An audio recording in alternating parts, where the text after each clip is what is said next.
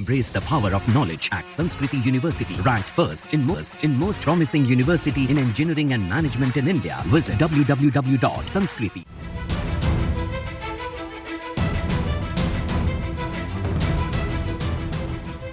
Middle east में इस वक्त युद्ध जारी है।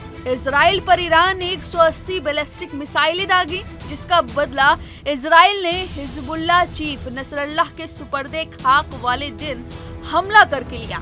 वहीं ईरान प्रमुख खमेनेई ने युद्ध की हुंकार भरी। इन हमलों के बीच खबर आ रही है कि भारत के युवा इजराइल की मदद कर रहे हैं।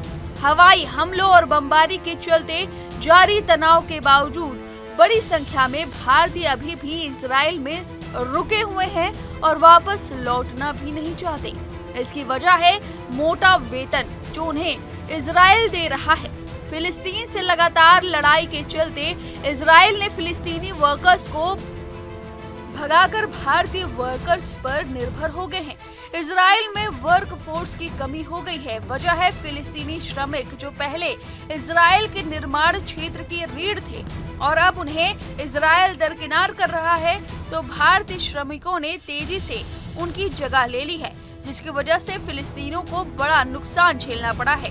इजराइल सरकार जो वर्क फोर्स में कमी का सामना कर रही है, अपने बुनियादी ढांचे और स्वास्थ्य सेवा क्षेत्रों में मदद करने के लिए भारत से सक्रिय रूप से भर्ती कर रही है। भारतीय युवाओं ने इस अवसर का लाभ उठाया है और हजारों लोग इजराइल में रोजगार पाने के लिए हरियाणा, उत्तर प्रदेश और महाराष्ट्र जैसे राज्यों में भर्ती केंद्रों के बाहर कतार में खड़े हैं। इस साल सितंबर में 1000 भारतीय वर्कर इजराइल गए हैं। इंडिया टुडे की खबर के मुताबिक अब तक लगभग 5800 लोग पलायन कर चुके हैं, जिनमें से 4800 पहले से ही वहां काम कर रहे हैं और इस साल सितंबर में 1000 और भेजे गए हैं। चुने हुए उम्मीदवारों को लगभग 1.92 लाख रुपए प्रति माह वेतन मिल रहा है। साथ ही 16,515 रुपए का बोनस, मेडिकल बीमा और आवास भी मिल रहा है।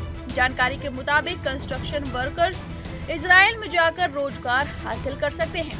कंस्ट्रक्शन वर्कर्स को इजराइल में 1.37 लाख रुपए सैलरी मिलेगी। जनसत्ता अखबार की रिपोर्ट के मुताबिक शटरिंग मिस्त्री, सरिये बांधने वाले, टाइल लगाने वाले और पलस्तर करने वाले निर्माण श्रमिकों को हर महीने 1.37 लाख रुपए सैलरी मिलेगी। श्रमिक की आयु 25 से 45 साल, कम से कम 3 साल की वैधता का पासपोर्ट, संबंधित कार्य में कम से 3 साल अनुभव होना अनिवार्य है।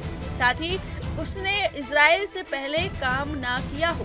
हालांकि मिडिल ईस्ट में जारी तनाव के बीच भारत सरकार ने अपने नागरिकों को एडवाइजरी जारी कर कहा था कि वे ईरान जाने से बचें। इसके अलावा लेबनान और इजराइल में भी लोगों को सुरक्षित ठिकानों पर रहने की सलाह दी गई है। तो इस तरह से भारतीय युवा इजराइल में मदद कर रहे हैं वर्क फोर्स बनकर, वहीं फिलिस्तीनियों को इससे भारी नुकसान उठाना पड़ा है। इस जानकारी पर आपकी जो भी राय है कमेंट करके जरूर बताएं।